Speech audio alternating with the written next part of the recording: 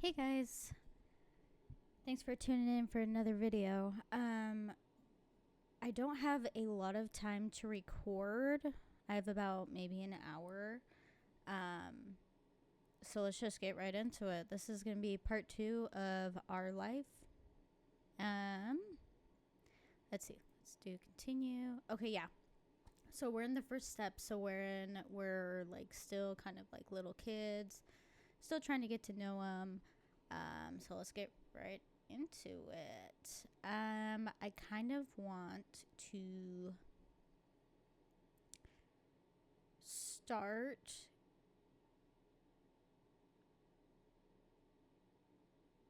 Yeah, let's just start from the beginning and go across like that. I think that'd probably be best. Alright, so shopping. Come back before it gets dark, alright, sport? The familiar voice drifted across the street and drew your attention away from the snail you've been watching inch slowly across the pavement. Cove waited in front of his dad, pushing his green hair back off of his face from where the breeze was blowing it over his glasses. He looked to be paying only a mild amount of attention as he was being handed a few slips of green paper. It reminded you of when you'd first met Mr. Holden, although he's probably not paying Cove to be friends with himself. Cove's dad seemed to feel your gaze somehow, or maybe you made a noise because a second later his eyes were on you. He waved you over with a smile. He looked happy to see you, but you still felt a little weird for getting caught. You've got to learn how to be more sneaky. You brushed your hands together to free them of sand, then jogged over to join the two, smiling at Cove first and then his dad. Jamie, hi. How's it going? Good to see you again. What excitement are you up to today, Jamie? Taking a walk. I found a pretty cool snail across the road. There's lots of snails around here. Mr. Holden grinned at you kindly.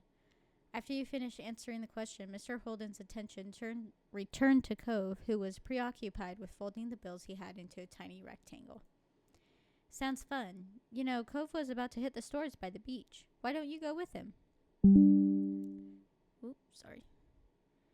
You gave a ready nod, turning to squint in the direction of the stores like you could see the goods that they had to offer all the way from where you stood.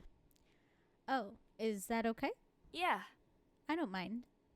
Great. I'm sure you guys will have loads of fun.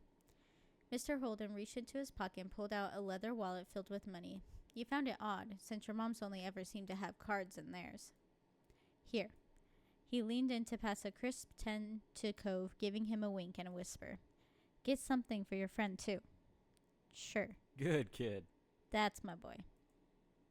Cove's dad ruffled his son's hair as he was straightening back up, the bill in his hand still held out towards the green-haired boy. Take care. Cove accepted the bill after a second and slipped it into his pocket. Then with one last nod to his dad, he returned and started walking. You followed after him, intrigued at the possibilities this outing might bring. Cove strayed towards the gentle tide creeping up the sand, and you fell into place beside him. It was a nice day. The sun was shining, and there weren't many clouds in the sky, though the wind coming off the ocean kept it from being too hot.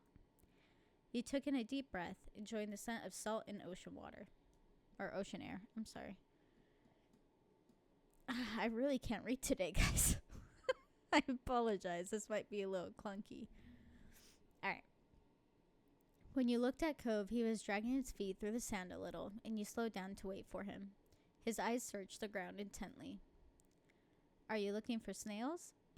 Are you looking for shells? What is it? You didn't feel the need to ask. Let's see, are you looking for shells? Cove startled a little at the sound of your voice and mumbled a sort of. If you see any, you can let me know. You can manage that. You dropped your view to the sand, walking carefully so you didn't step on any. You were good at finding shells. You had a lot of them at home, and always found new ones whenever you visited the beach. The comforting sound of the waves filled the silence with pleasant white noise, and you played a little game with yourself as you walked along, getting as close to the water as possible without getting wet. It resulted in you having to run up the sand quickly when a wave rushed in more than a few times. And although Cove threw a few glances your way, he didn't say a word. You didn't either. What did you want to go to the shops for? What do you usually do on the beach? Let's do the shops. I need a new sand pail. Yeah? What happened to your old one? Cove narrowed his eyes, seeming to think deeply for a second. Whoa. It disappeared. What? Really? Cove ducked his head down, lacing his fingers behind his back. It didn't seem like he was going to continue, so you nudged his arm. How did that happen? Well, Cove opened his mouth and shut it again, considering. I took it to the beach one day. Uh-huh. When I got home, it wasn't anywhere. You left it there? Nope, it wasn't at the beach when I went back. Then you lost it. It disappeared. So... What about you? What do you do out here? I don't come to the beach a lot. I like swimming. I like looking at fish. I like to build sandcastles. Nothing. Let's just do... I like swimming.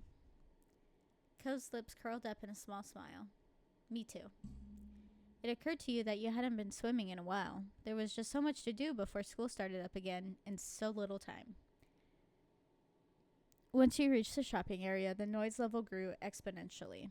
No longer just waves and footsteps, but the chatter of people enjoying the lovely summer day, the call of birds trying to find bits of food left behind, and lots of salespeople trying to get attention.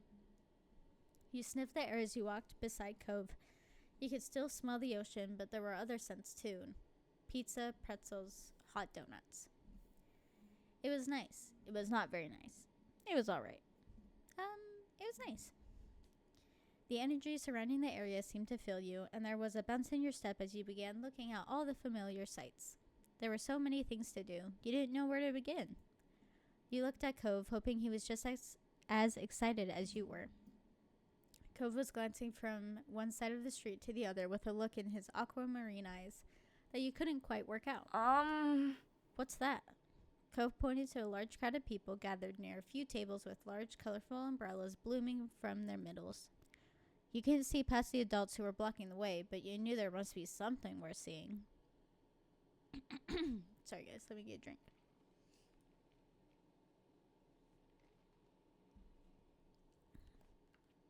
Without another word, the two of you hurried over to see what all the commotion was about. Feast your eyes on the amazing Alexander. In the center of the crowd was a man with a tall hat and a funny green coat that had 3 long tails. There was a little table next to him with a cloth hanging over it that read, "The Amazing Alexander," in glittery golden script. Why tell people his name if it's already on a sign? Bruh. Oh boy. Cove hummed with understanding, then turned to walk away just as the Amazing Alexander began shuffling a deck of cards. Maybe we could stay and watch? Cove glanced back at the man. He then briefly lifted his arms up off of his sides before returning them to place. You grinned, waving for him to follow you as you raced back to stand in the crowd. With that, it began. The magic man pulled one card out of the deck, showing it to the curious onlookers. It was a 4 of diamonds. Watch closely. You did, squeezing through a few of the adult onlookers to get a better view. Suddenly, the man snapped his fingers, and the card just disappeared. Whoa!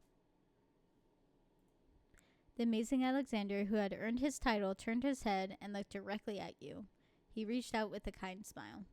What's this behind your ear? Nothing? Tell me. You backed away. It seems like we were pretty excited, so let's just stay excited, I guess. This had to be going somewhere, and you needed to find out. He smelled like popcorn and candy when he stepped closer. It was great. You felt a tug, and then he pulled the 4 of diamonds out from behind your ear. What? You knew that he couldn't really have come from your ear, but you still didn't get how he'd done it. There was a light applause from the crowd, and the man gave a deep bow. This is for you. The magician plucked a pair of balloons from a clump of them tied down to his table. Both were in the shape of a dolphin instead of being a normal circle. And one for your friend, too. Thank you for being my assistant. Wow. Now you were really grateful he chose you. After that, he went to someone else in the crowd. Pick a card, any card. My uncle does that every time he visits. Not the balloons, the stuff with cards. Cove spoke plainly while reaching over to take the dolphin that had been designated for him. Maybe it wasn't so special. Cove is just ruining the fun. At least you had a fun time. You wonder if Cove's whole family was magic. If so, he was lucky. The crowd started to clear some, and you noticed to the side there was a whole rack of brightly colored kaleidoscopes on display. You picked up a kaleidoscope. You picked up a You picked up a Rubik's Cube. You picked up a magic 8-ball. You walked past the toys. Let's do magic 8-ball. Ooh, these are cool. You shifted your balloon string to the other hand so you could hold it up in front of you. Then you thought of a question in your mind, shaking the ball and hearing some kind of liquid slosh around inside. Once you had given it a good shake, you held it upright, waiting for the answer to appear. Concentrate and ask again. You wrinkled your nose and set the magic 8-ball back on the rack. It wasn't the answer you were hoping for. You followed Cove around to the other side of the stall.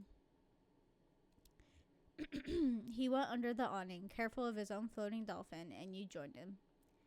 Did you have places like this in your old town? Are you having fun? I don't really like it here. You said nothing. I don't know if we should mention, his old place, or if that's still a sore subject.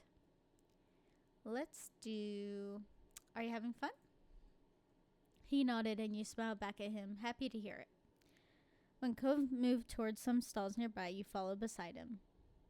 Oh, how cute! While Cove looked at sand pails, you were drawn to a table with colorful keychains laid out on it. They were sewn in the shape of sea creatures, and there was a plaque that read "Handmade" standing proudly in front. There were lots of different types. You saw a dolphin, a shark, a crab, a turtle. You picked up the dolphin, the shark, the crab, or the turtle. Let's do... Well, we already have a dolphin balloon. So let's do the turtle. Your hand stopped on the sleeping turtle, just barely poking its head out of the shell. It had flecks of metallic green on its back that caught the sunlight when you picked it up. You remembered the turtles you had seen in a movie. You had been memorized by the way they gently glided through the water. You were instantly enamored. Checking the price, though, your heart fell. $6. You didn't know much about money, but you thought that was a lot to spend on one thing. You rarely had more than a $5 bill to your name. Is that what you want? Huh? Oh, it's $6. I didn't bring any money. All right. It's fine. Really? Really? Are you sure? Hooray! You don't have to. I don't want you to get it from me. Let's do... Are you sure? Cove took the keychain from your hands, and that was that. He was holding a small yellow bucket for himself, too. I was always going to get you something. I already got the money for it. Aw, you smiled, pleased to have things worked out. It was nice of Cove's dad to let Cove buy something for you, too. You had to remember to thank him next time you saw him. After Cove paid, the two of you stepped out of the store side by side, your balloon dolphins knocking together and spiraling around in the air. You watched Cove hold up his new pile to his face, examining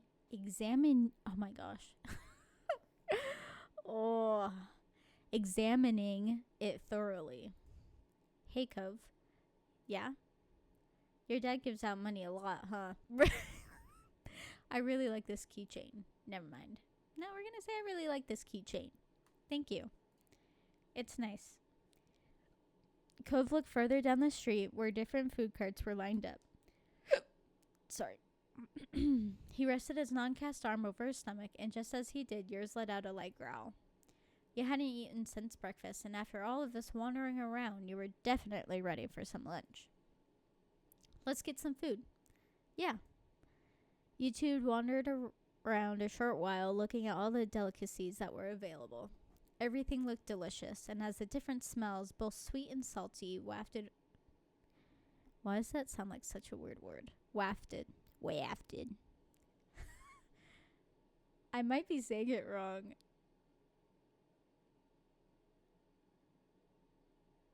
Oh well. Over to you, your stomach growled even louder. After passing up hot dogs, snow cones, ice cream, and pizza, you both agreed on pretzels. Cove got something sweet and cinnamony, and you got a plain one, got one with cheese, got one with sprinkles, got one with chocolate, got the same. Let's do got one with cheese. Ooh, that just reminds me of the pretzels at Disneyland, dude. Oh, those are so good. Now it makes me want to go to Disneyland. You licked your lips hungrily as the vendor handed your pretzel over, ready to take a big bite. It was covered in gooey melted cheese, just the way you liked it. It seemed odd to get a dessert pretzel before eating normal food. You found an empty table close enough to the beach that the grit of the sand made terrible noises when you dragged the chairs out to sit down. These balloons are going to make it hard to eat. Cove placed his bucket on the table as he stared at his still balled-up hand that was wrapped around the string. You opened your mouth to agree before an idea hit you. I know. After carefully placing your pretzel somewhere it wouldn't get sandy, you tugged the balloon dolphin out of Cove's hand and tied it in a delicate bow around his wrist. Cove bounced his arm up and down in place, testing the stability of your knot. After watching his balloon jostle around but remain attached, he smiled, satisfied. Can you do it for me? He repeated the ritual. Cove struggled somewhat with the cast, restricting his fingers on one hand and a string already tangled around the other. Okay. The two of you spent a moment admiring your handiwork, both hands now free to allow easy munching on your pretzels. You bit into the doughy treat, savoring the taste on your tongue with a smile as you looked out over the ocean. After a time, you finished your pretzel. You were done before Cove. It was boring not having anything to do. Sorry, guys. You pulled on the string of your balloon to bring it down to your level. Then you held the dolphin in your hands, manipulating it to make it look like it was jumping through the air. If you turned to face towards the beach, it almost looked like it was swimming in the waves like a real dolphin. A laugh came from your side. When you glanced back at Cove, he had left the remaining parts of his pretzel on the wrapper, and he was gripping his dolphin too. Mine's name is Merryweather. He's the prince of the dolphins. Mine's name is Splash. They star in movies. Mine's name is Cherry. She's actually an alien. Mine's name is Sam. They're just a regular dolphin. Let's do Prince of the Dolphins, yo. He wears a crown made of seaweed, and all of his friends are merfolk. Every now and then, he'll make friends with a kid and let them ride on his back. You sigh, wishing you could meet a real dolphin like Merryweather. What's yours? Cove considered the question, placing the balloon against the table and resting his free arm across it in contemplation. It's... With a loud pop, the dolphin exploded into ribbons. Oh no. Oh no. For a second, all Cove did was gape in shock like you. Then his cheeks puffed up, squinting his eyes, and you saw tears start to glisten. Jamie, You made a joke. You offered to find Alexander. You offered to give Cove your balloon. You didn't say anything. He'd be alright. Now let's offer him our balloon, bro. Let's be nice. You looked at Cove, then up to your balloon, bobbing gently in the air above you. You can have mine. That was better than letting him cry more. Cove sniffled, glancing up at the balloon, then back at you. No, it's yours. I don't want to take it from you. It's okay, really. Cove shook his head. Even though it wasn't your fault, you felt bad. Still, the offer seemed to lift Cove's spirits, and that was good. The passing of Cove's balloon was the last major event of your adventure. In the end, the two of you headed back late that afternoon. You separated on the beach, and while Cove went straight home with his brand new sand pail in hand, you decided to sit for a while. You watched the waves and the sunset, fiddling with your new keychain. Another summer day was drawing to a close. It had been a good one, except for this sad final note. Nice. Okay, so we got through one. Let's do the next one. Grown Up. One sweltering summer day, you were in your living room with Cove, listening to the sounds of the birds chattering outside the window while you lay across the rug on the floor. Cove's dad had dropped him off earlier, and your moms had left the two of you, along with Lizzie, to play amongst yourselves. Sorry, guys. It had been too hot to go outside in the afternoon, at least according to Mommy, so your sister was starting to get impatient waiting for her golf class that evening. The three of you had trouble finding something fun to do. The beach and the playground were off limits, and you felt that it was too warm for anything like playing with your fuzzy toy animals. Then suddenly, a light came to Lizzie's big brown eyes, and her smile spread wide across her face. Having an idea gave her a new wave of energy.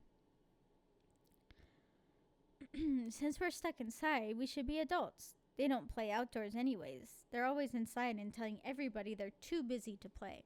Why? Yo, Duh. I said why, and it'll be fun. Duh. What do they do inside that we don't, besides use a phone a lot? Excluding a small huff, Lizzie decides to ignore Cove. What do you think? Do you want to? Cove said it. That doesn't sound fun. I bet we could come up with something else. I don't know. I want to.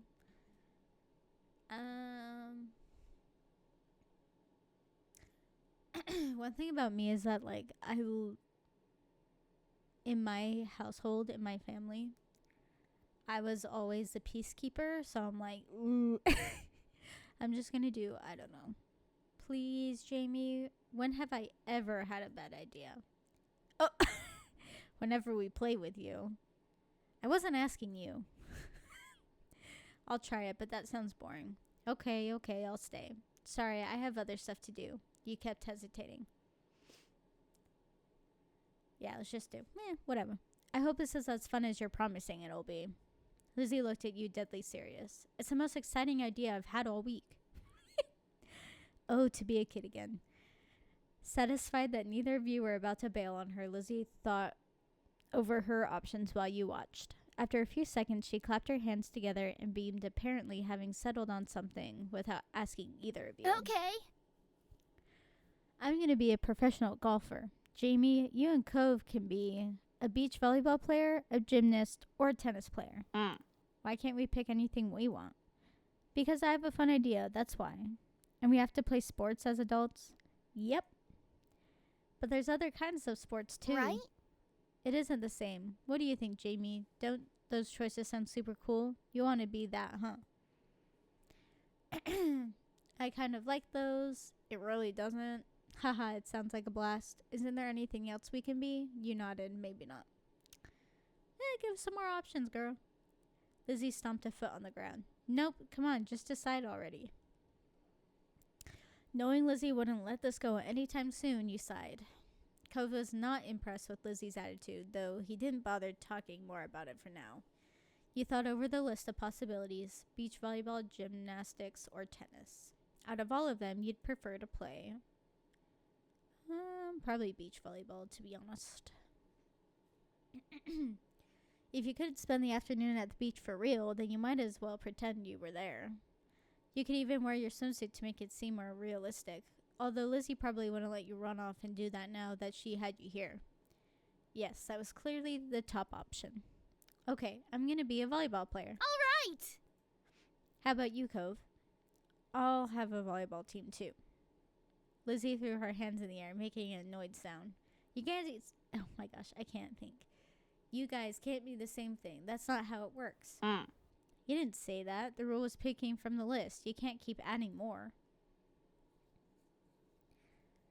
Lizzie looked at the two of you, then shook her head, resigned to losing this battle, but not the war. Fine, you're both volleyball players, but you're on the same team because there's only one. Lizzie's ponytail bobbed when she proudly stretched her arms wide. The Olympic team. What? We're Olympic athletes who just competed in the Olympics. Cove didn't seem all that impressed with the announcement. He made a face and adjusted the glasses on his nose. That's really specific. Rude. That's what makes it fun. Anyway. Lizzie marched back and forth in front of the both of you, getting lost in her own imagination. I won all gold medals, and people are calling me the next Mickey Wright. Who's that? Lizzie stopped on the spot and turned on him, her brown eyes shining with impatience. It doesn't matter if you know who she is. It's a golf thing. You guys won medals too. Your team placed at silver. It's more real if we're not all first place. Bruh. Silver sucks. I don't want silver. I'm okay with that. Hey, we can do better than silver. Silver's not bad. Nice. You stayed silent. We can do better than silver. You pouted at Lizzie, unhappy with the decision. Jamie's right. Sorry. Lots of people lose at the Olympics. Them's them breaks. Then you're the one who did, not me. Oh boy. Lizzie looked taken aback by Cove's declaration, as though the thought of her losing was completely absurd.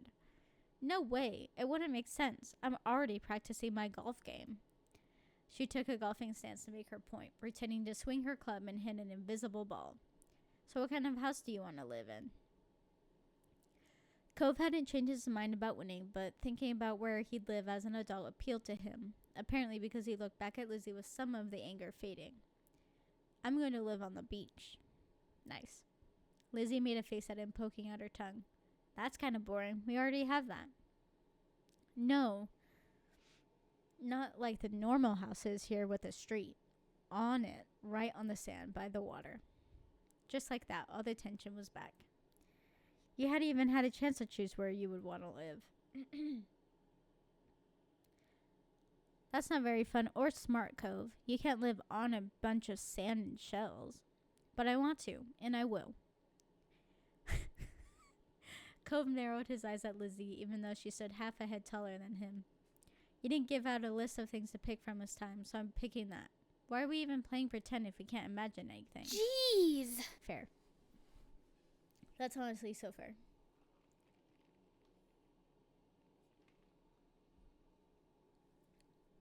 Well, I'm gonna live in a mansion. Far away from here and far away from you. Jeez. One with an indoor pool and a place to practice my award-winning golfing. It's not fair. How come you were yelling about mine when your idea is even more impossible? Lizzie's face flushed red, her hands balling into fists at her sides. It is not impossible, and it's better than yours. Disagreements always seemed to crop up when the two of them were together, and you always felt like you were stuck in the middle. Yep, sounds about right. But when it came to the topic at hand, this time you thought. You prefer a mansion, being on the beach was cooler, you wanted to agree with Lizzie, Cove was right, you were tired of deciding between either of them.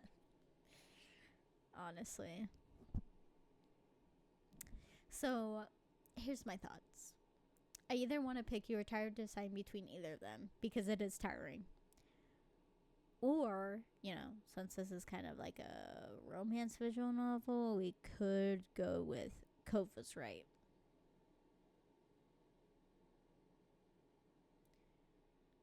No, let's just go with that one. You didn't engage with their bickering and instead dreamt up your own dream house. And you weren't going to share your idea with them either. You already knew it was a good one. You can swim whenever you want if you live on the beach. We can still swim anytime we want from where we live now. Being a little closer doesn't mean anything. Says you. The two of them scowled at each other. You're being so unreasonable. You... I don't get what you want. This game doesn't make sense. Ugh. It does. You have to be realistic. I said that. But you're not. You had no idea what to do to make them stop at this point. It seemed like the two of them would just keep working each other up as long as they could. Nothing you'd said so far had kept them from being mad. Thankfully, like a greeting card angel, Mom walked into the room. Lizzie rushed to her, hanging on to the hem of her shirt and poking out her tongue at Cove. Lizzie, Jamie, it's time to get ready to go. You all right with that? Sorry you have to leave already, Cove. Their mommy said she'll walk you home so you won't be left in the cold. Cove was still glaring at Lizzie, his face flushed red with anger. I can go by myself.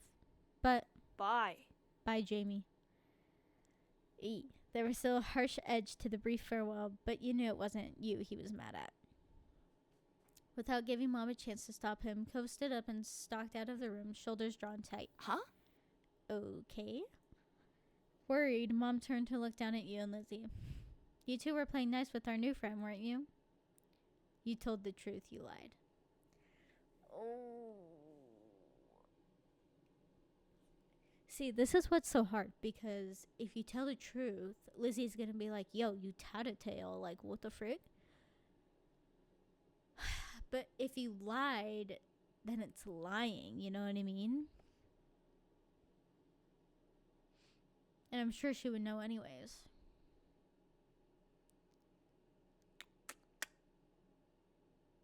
Screw it. We were playing pretend and things got intense. They were like cats and dogs. Your sister's jaw dropped, looking betrayed as Mom put both her hands on her hips. Elizabeth, I told you to be kind to him. He's having a hard time right now. Lizzie's mouth closed back up, replaced by a tiny frown.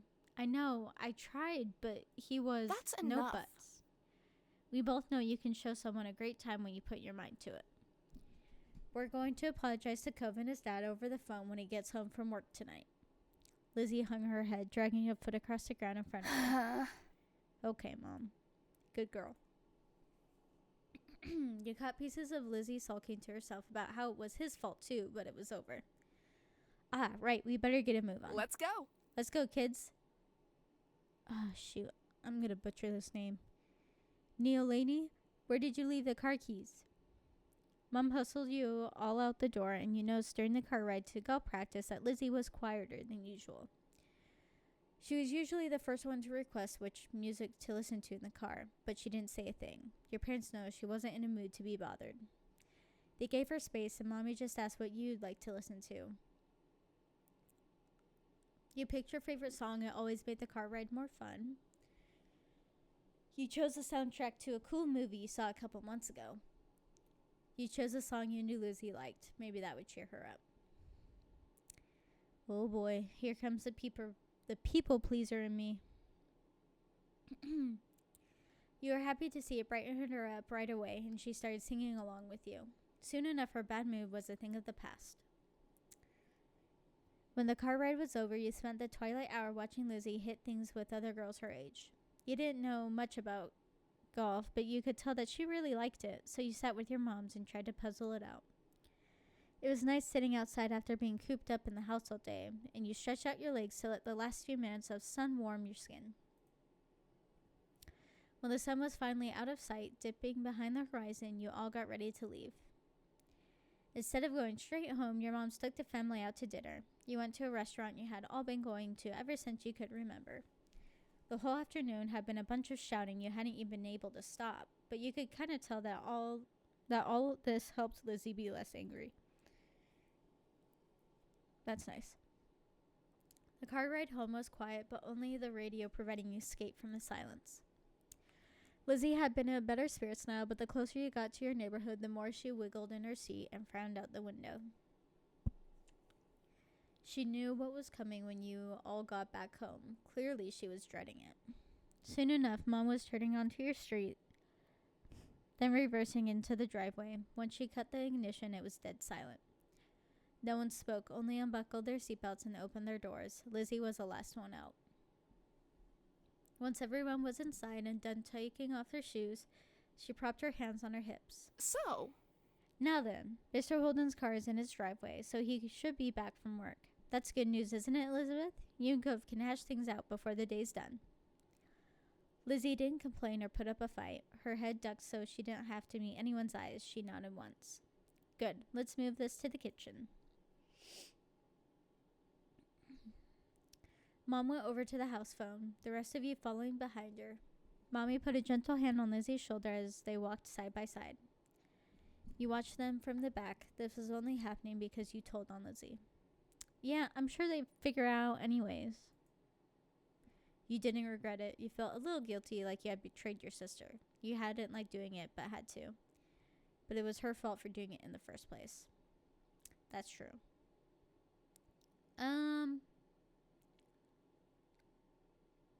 No, I'm going to stand on my decision. You didn't regret it. You frowned to yourself, recalling how Cove had left in such a bad mood or bad way? Oh well.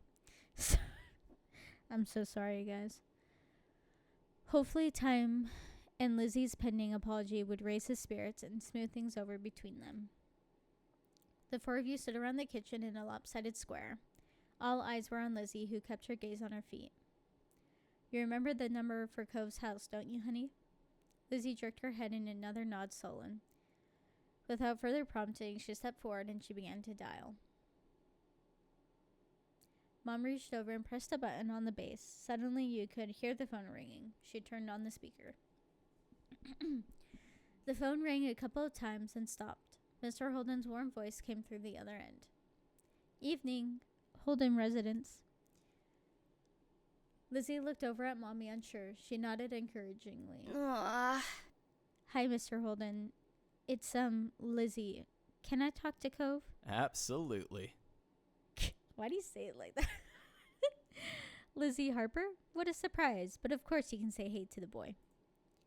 He sounded cheery as usual, though definitely meant it when he said it was a surprise. You thought hard, and you were sure that your sister had never called Cove's house before. Mom spoke up before Mr. Holden or Lizzie could say anything more. Her arms were crossed over her chest, her lips pursed. Hi, Cliff. Neil, Laney, Jamie, and I are here, too. Good evening. We're sorry to bother you so late. You spoke up to say hello, too. You said nothing to Cove's dad. Let's say hi. Hi, Mr. Holden. The gang's all here, huh? Is something the matter? His voice grew a bit concerned. Mommy was quick to reassure him. No, well, yes, but it's going to be okay. Lizzie and Cove got into a bit of a fight today. We were hoping that the two of them could talk and make up. Is this a good time for you and Cove? What? A fight? Cove didn't tell me anything about that when I came home. It does explain the funk he's been in tonight. He chuckled lightly. Despite that, it didn't seem like he really thought it was funny. Anyway, it's good you didn't catch us at a bad time. I'll go grab him for you. There was some shuffling on the other end. He must not have gone far because you could still hear him calling out. Cove, there's someone on the phone for you. After a beat of silence, there was more muffled talking from Cove's dad. Come on, bud. Lizzie called just so she could talk to you. Are you sure? Jamie's on the other end listening too. Don't you want to say hi? Yo. He said yeah. It took a bit of back and forth, though the conversation seemed one-sided since you couldn't hear Cove properly. Eventually, Cove took the phone from his dad. Hi. Hey, it's Lizzie. Yeah, I know. Dad told me. Dang! Cove's tone was defensive. Lizzie turned to Mom, scowling. One stern look from her, though, and Lizzie turned away. Sorry. I just called to say I'm sorry for not playing nice with you today. I won't do it again. Lizzie's eyes were downcast, her voice low. You could tell she felt uncomfortable apologizing to Cove in front of everyone. She was still being genuine about feeling bad. Cove must have realized that too, because he sighed quietly.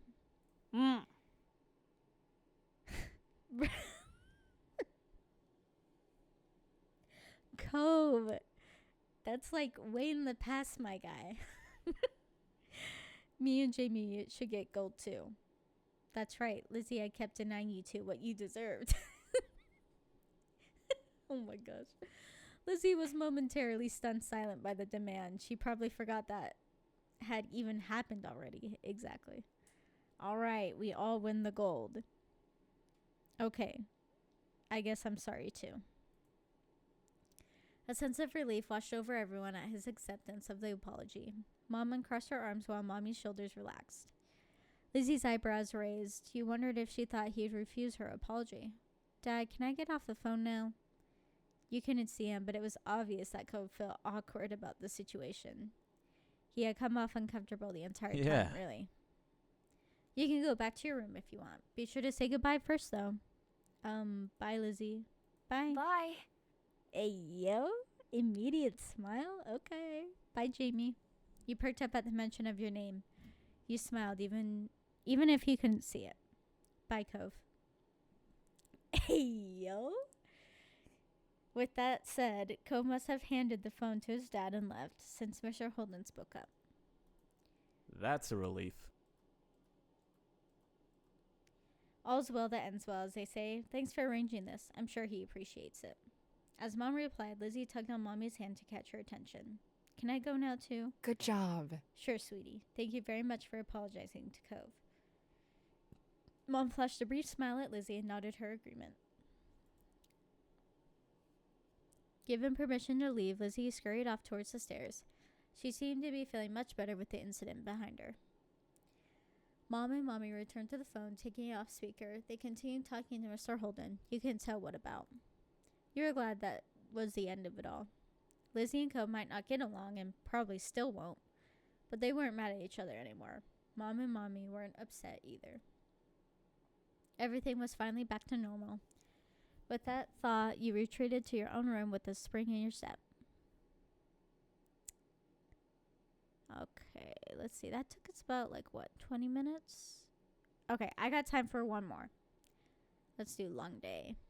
It was another scorching summer day, the kind where no sooner had you finished one cup of water, you were already filling it up again. Everyone else had something on, so that afternoon it was just you and Shiloh. This didn't happen much, especially since Cove had arrived. Without Lizzie around, Shiloh looked to you for all the answers. It made you feel pleased, frustrated, nothing really. Frustrated. Think about yourself, boy.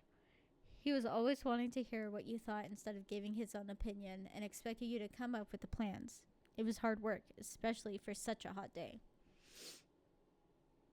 You drained yet another drink and frowned at the empty vessel. Your thirst was gone, but you still craved something icy cold and refreshing. Something sweet. Something like a popsicle, an ice cream cone, an ice cream sandwich. Let's do a popsicle. Those are always good. You wanted something fruity and brightly colored. There was nothing like that to be found at home. You knew that without needing to look. Your moms didn't keep sweets in the house. Dang, that's tough. Outside, there were plenty of places where such goodies could be obtained, but they were shops and demanded payment in exchange for their products. You sighed, your voice your predicament aloud. You asked Shiloh for help. I want a popsicle. Shiloh, who had been draped over the sofa, perked up. Yeah. That sounds good. We don't have anything like that in the house, and I don't have any money. Oh, let me check if I have any. Shiloh rummaged in his backpack and proudly produced an assortment of coins, plus one stray button. You set the button aside and counted the coins in neat piles. Just over $1. You announced this to Shiloh. He had almost certainly come to the same conclusion, but he'd been watching you expectantly. It's a start. Shiloh beamed at you. We'll need to find some more. Okay. The two of you lifted couch cushions, nice, stuck tiny hands down deep crevices in the sofa and under furniture, and scoured the back of drawers. Most of what you found was useless or gross, bent paper clips, fluffy wisps of dust, or sandy crumbs, but every so often one of you would strike silver or bronze and add it to the growing pile of coins. Dusty and disheveled from checking every room and squinting into every tiny look, the two of you finished pulling your finds. Shiloh held his breath as you counted the coins once again. $2.53 and 2 buttons. Not the 2 buttons. You didn't know when the second button had decided to join the party, but you were too pleased with your successful haul to throw it out. Is that enough? You figured he knew the answer without looking to you for confirmation, but the thrill of your success and the reward that would follow canceled out any other feelings you might have had about it. Yeah, you could now afford something at the shops, just one thing, but that was infinitely better than none. Shiloh clapped his hands. Yay! The two of you dashed outside. The promise of sugar buoyed you onto your destination, where breathless but happy. You stared at the overwhelming number of options. You knew what you wanted, but it wasn't just you who had contributed the funds to get the treat. He seemed to notice your pause. Aren't you getting a popsicle? Shiloh asked as though he was entirely separate from the decision, rather than someone with a stake in the outcome.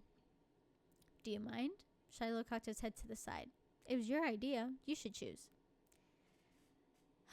You went ahead and got what you wanted originally. Are you really sure it's okay? You tried to get something you both wanted anyway. We both contributed to it, so I feel like it's only fair.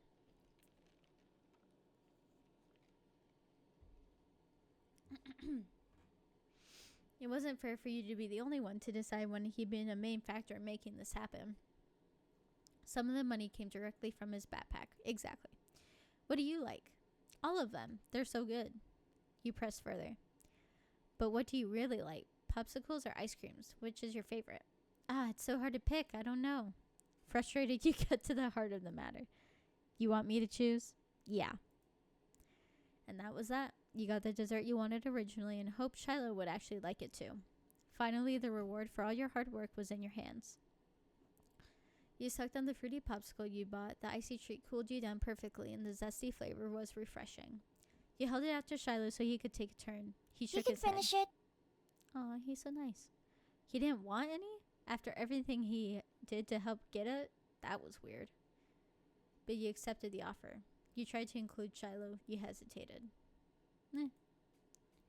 If he don't want it, I'm gonna have it. Big back over here. There was no point arguing. It was already melting under the rays of the sweltering summer sun. You eagerly tucked back in. The cold, sugary treat quenched you in ways that the water just couldn't reach. The two of you began to head back home as you ate. You were glad, too, to get the treat all to yourself. Only half wouldn't have been nearly as good. Even so, you couldn't help but wonder what Shiloh was thinking.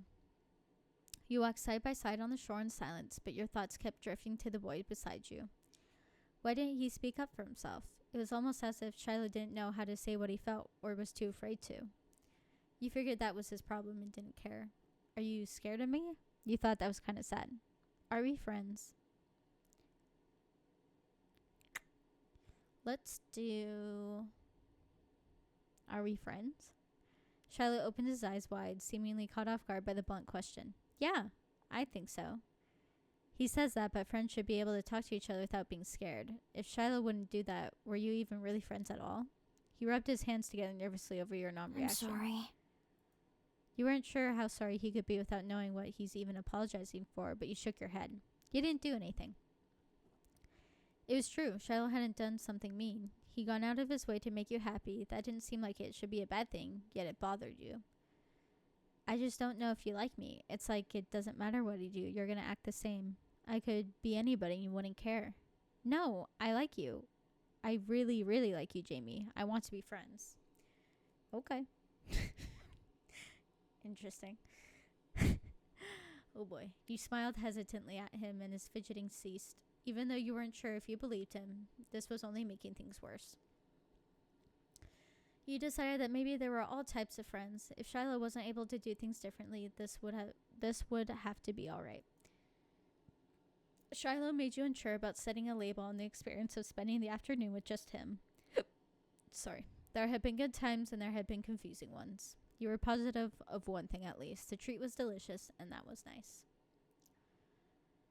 The sun was low on the horizon as you returned to your neighborhood.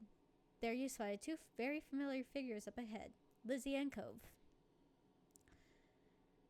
You opened your mouth to make your presence known to them just as you saw the tears on Cove's face. What the hell? You walked straight over, Shiloh at your heels. Once there, you defended Cove, took a moment to make a joke, accused Lizzie of causing trouble, carefully asked about what happened. Without a time machine, the only way you were going to find out was by asking the witnesses. Lizzie might have done something, but she could have been in the wrong place at the wrong time, or even come to Cove's aid. You wanted to hear the story. Cove, what happened? Jamie, I got yelled at. He took a deep, steadying breath. Some grandparents got mad at me.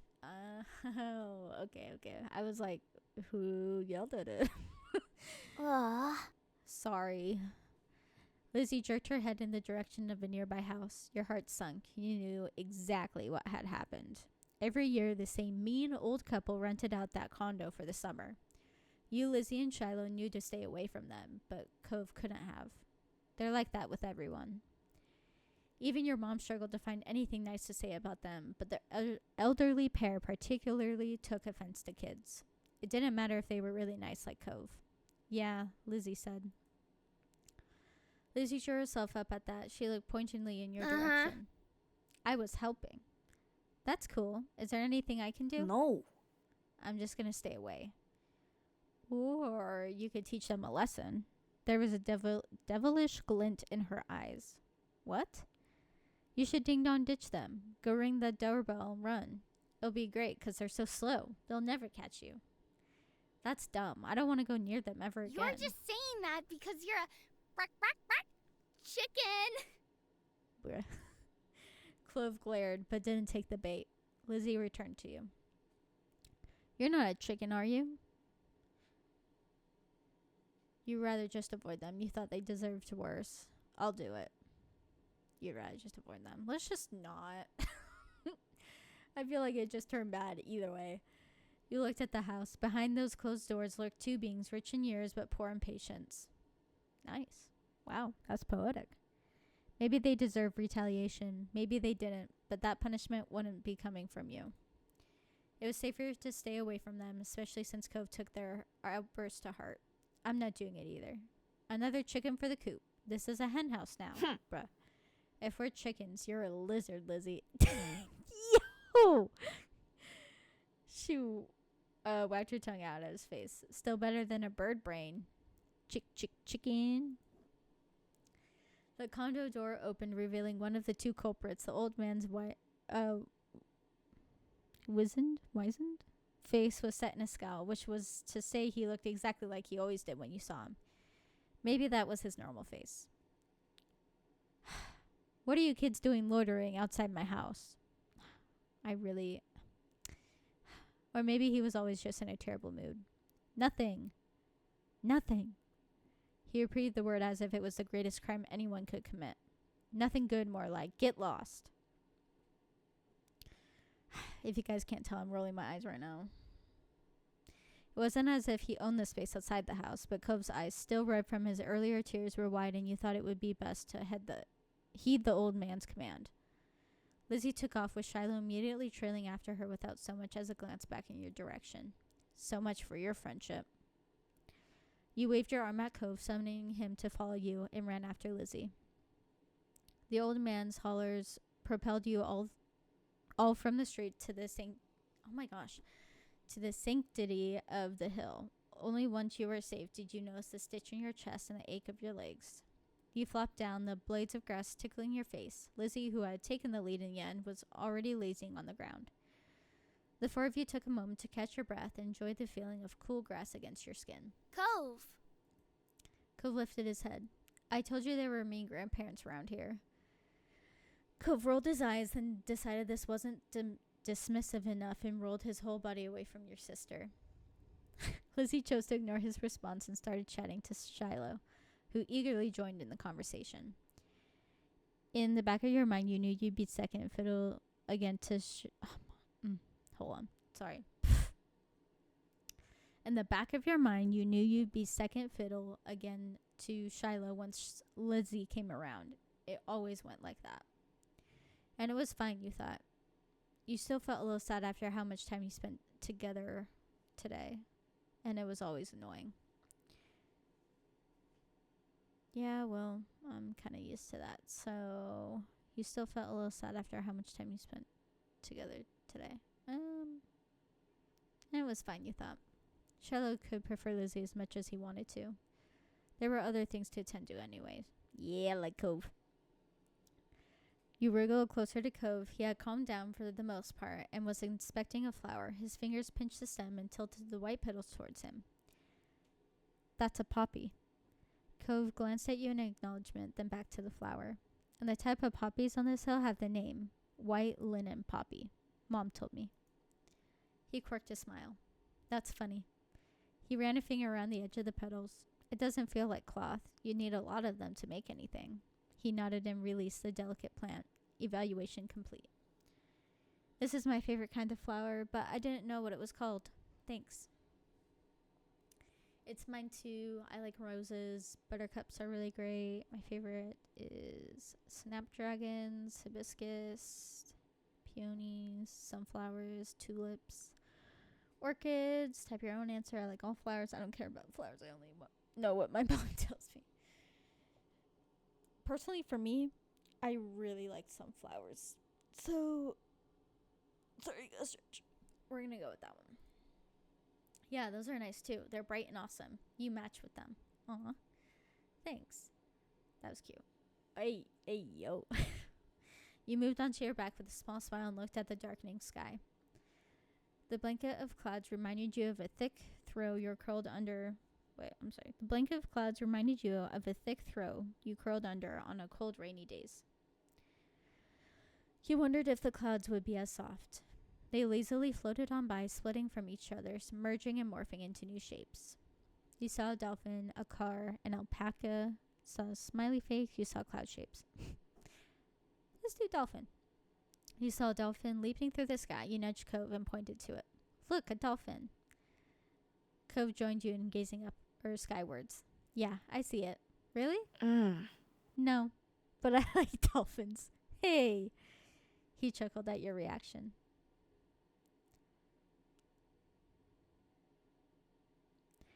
All the sun's light faded from the sky and the moon rose higher. Lizzie got to her feet, dusting strands of grass from her bare legs, and surveyed her surroundings. The ocean, visible from the crest of the hill, beckoned with every sweep of the tide. Let's go to the beach. There was no argument from the other two. Shiloh was still Shiloh, and Cove would never say no to going to the shore. He was a child of the sea. You wanted to go there too, were too tired to argue, were happy to do what the others wanted, objected to the plan. Wanted to go there too, duh. So you eagerly joined the others in descending the hill down to the water. You stepped onto the sand for the second time that day, but it felt different at night. The beach was nearly quiet at this hour. Abandoned sand castles and footsteps in the sand, too big to belong to any of you, were the only indication of how busy it had been only hours earlier. The four of you kicked shoes off and removed socks and walked along the water's edge. The waves tickled your feet. I wonder what would happen if you tried to take a bath in the ocean, with shampoo and everything. That would be bad for the fish. Jeez. I didn't say anyone would do it. Jeez. You don't have to be serious about everything. You're the one who asked what would happen. That is what would happen. It hurt the fishes. I like the bubble baths at home. They're a lot of fun. Me too. Bubble baths are luxurious. You've never heard Lizzie use that word before. Mommy loves to have bubble baths in her bath. She'll turn the lights off and have candles. I'm gonna do that next time. Hey, when's your mom coming to pick you up anyway? Not for a while. She's busy. What about your dad? How come you never talk about him? Nobody does. Dang. Straight out the gate, huh? Don't you know you're not supposed to ask something like that? Why would somebody want to talk about something they never talk about? She's right about that, though. You kept your eyes on the ground, watching your toes get swallowed by waves. Even if Shiloh never seemed upset when this topic came up, it made you feel awkward just for having both of your moms. It's okay. I'm like Lizzie and Jamie. I don't have a dad. But I don't have two moms. I just have one. She's really great. Oh, sorry. I only have one now, too. My mom isn't here. She's back home. It's just my dad with me. Sorry. Oh, I never had a dad or anything, so I don't feel bad. It's really sad that your mom is gone. Cove nodded. You joked about Shiloh's mom getting together with Cove's dad. No. No. Even if they're all different, our parents are good in their own ways. Yeah. Cove couldn't muster a response. You didn't think he truly disagreed, though. The silence broke with a splash as Lizzie kicked in your direction. Cold water and sodden sand splattered against your legs. Lizzie giggled, foot still outstretched from the kick.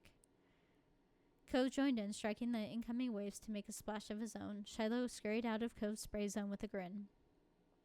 You retaliated. You used your foot to smack the water, pulling around you, sending an arc of sea foam flying back onto your sister. You laughed as she spluttered, some of the salty seawater having landed in her mouth. She spat it out. Yuck. Lizzie chased you, intent on revenge. You dashed up and down the coast, taking it in turns to be the predator and the prey, as well as joining forces to take down Shiloh or Cove. Alliances were slightly forged and were wordlessly broken. Everything was fair game in a war. Shiloh's brief exclamation was drowned out by the biggest splash yet, caused by him falling face first onto the ground. Oh no! That would have been bad enough without the wave that followed, cascading over his prone body. Shiloh sat up, shaking his head like a dog coming in from the rain as you all hurried over to check on him. His hair was plastered to his head and his soaked clothes clung. If there was any part of him that was still dry, you couldn't see it. That was crazy. Are you okay? Yeah, my foot got stuck and I fell over.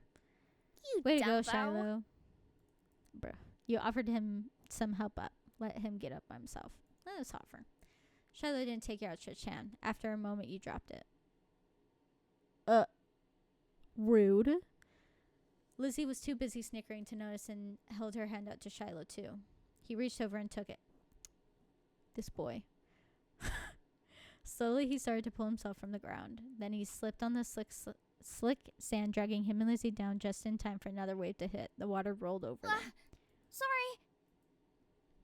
What were the odds of that happening twice in a row? You thought they must be low, but there's no way Shiloh would do something like that on purpose, then pretend it was an accident, especially not to Lizzie. Even if your relationship with Shiloh felt unclear, he did at least like her a lot. Lizzie was his favorite, right? Smiling boldly, Lizzie extracted herself from the ground and wiped a streak of sand from her cheek. She didn't intend to let this embarrass her. Shiloh got up again as well, this time without incident. He still looked like a drowned puppy, but that didn't stop Cove laughing at the two of them. With that, it was time to call it a day. The four of you made the journey back home, leaving a trail of wet footsteps and sand in your wake. Damp clothes may have weighed down some of the group, but your spirits were high. Your arms swung side by side as a cool breeze flowed past. Your moms were outside chatting to Cove's dad. We're back. Your mom's faces fell as they took in the state you were all in, ranging from messy to soaked. Now, Elizabeth, is that all that you have to say for yourself? You brought half the beach back with you. They certainly did. What's Marigold going to do when she comes to get Shiloh? Is that how you want him to be for the long drive home? Cold and filthy? Lizzie's expression turned sulky over the scolding. Being the oldest could be fun, but it also meant she was the first to get in trouble when something went wrong. That's true. Mr. Holden, on the other hand, chuckled as he ruffled Cove's matted hair. You've been out making memories, bucko. I'm glad you had a good time with your friends.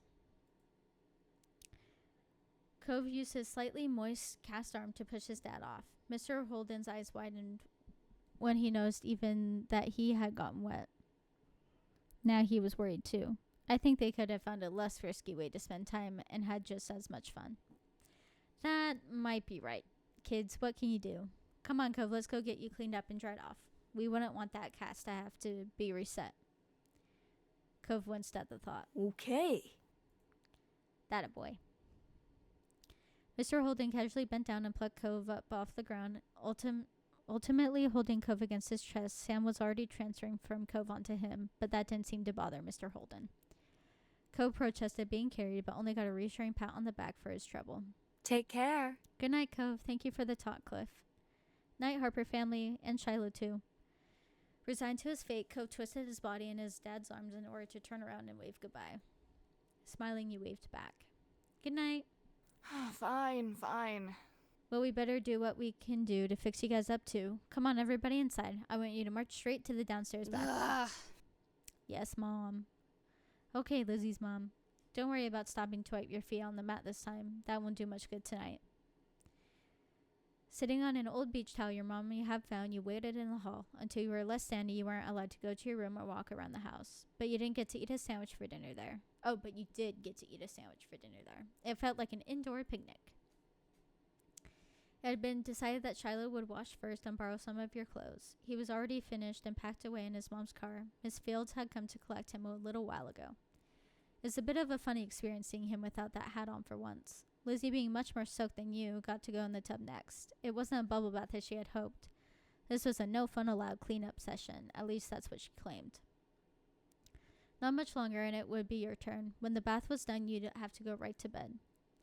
After a day like this, though, you were glad you weren't going to be any further events. Drifting off to sleep sounded like a great idea.